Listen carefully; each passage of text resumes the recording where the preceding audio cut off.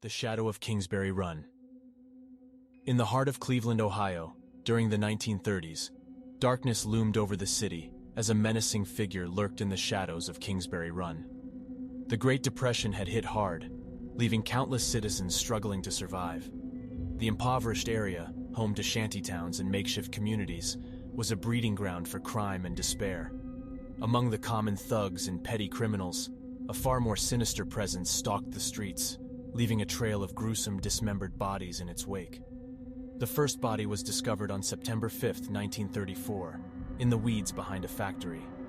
The victim, a woman, was decapitated, her body dismembered, and her head was never found. As the news spread, terror gripped the city. The police launched an investigation, but it seemed as though the killer had vanished into thin air. Over the next few years, more bodies were found in similar gruesome conditions. Each victim was carefully chosen, typically from the homeless and lower-class communities. They were drifters, people with no connection to one another, and no one to miss them when they were gone.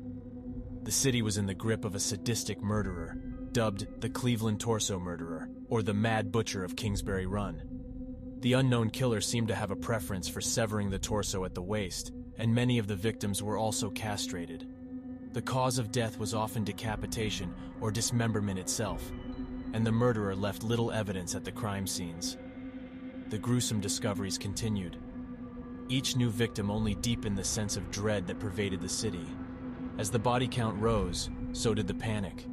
The city's inhabitants were consumed with fear, suspecting that the killer could be anyone, a neighbor, a co-worker, or even a friend. The police were under immense pressure to solve the case and bring the murderer to justice. But with no apparent motive, no pattern, and no obvious connections between the victims, the investigation seemed doomed from the start. Enter Eliot Ness, the city's safety director, and the man who had once led the famed Untouchables during Prohibition. Ness was a determined and capable lawman, but the torso murderer proved to be an elusive adversary. As the death toll climbed, the pressure on Ness and his team mounted. The public demanded answers, but the investigation seemed to only yield more questions. In an attempt to find the killer, Ness ordered raids on the shantytowns of Kingsbury Run, displacing many of the city's homeless in the process. Despite these efforts, the murders continued. Leads were followed, suspects questioned, and even psychics consulted, but nothing could bring the killer to justice. The media added fuel to the fire, with sensational headlines and grim photos of the crime scenes, further terrifying the public. As the years passed, the torso murderer's infamy grew. In 1938, a letter arrived at the office of the Cleveland Press, allegedly written by the killer himself. The letter taunted the police and boasted of the murderer's ability to evade capture. Ness and his team analyzed the letter for clues, but the identity of the killer remained a mystery. With each new body discovered, the city's fear intensified. Streets that were once bustling with life now lay empty after dark, as residents huddled in their homes, hoping the killer would not come for them. The torso murderer seemed unstoppable, an invisible specter haunting the city. Some speculated that the killer was a doctor or a surgeon, given the precision with which the bodies were dismembered. Others believed it was the work of a madman, driven by an insatiable bloodlust. The city was on edge, as whispers of the Mad Butcher circulated among the residents. Fear was tangible in the air, and the people of Cleveland demanded action. In response, Ness ramped up his efforts, determined to put an end to the killings. He assembled a task force of skilled investigators, including forensic experts and criminal psychologists. They pored over the evidence, searching for any clue that might lead them to the killer. Then, in August 1938, the murder spree seemed to come to an abrupt end.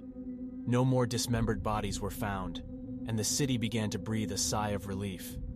Some speculated that the killer had moved on, while others believed they had been apprehended for an unrelated crime. Regardless, the murders stopped, and the shadow over Kingsbury Run gradually lifted. Despite the end of the killings, the true identity of the Cleveland torso murderer remained shrouded in mystery. Ness and his task force continued to investigate, but the case seemed to be at a standstill. With no new leads and no fresh evidence, the trail had gone cold.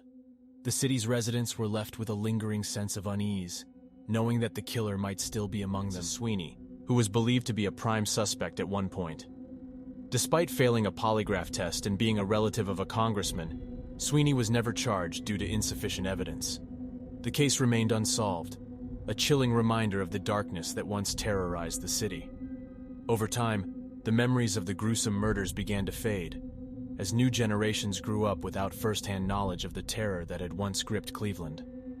The case of the Cleveland torso murderer was relegated to the annals of crime history, a grim tale that seemed more like fiction than reality.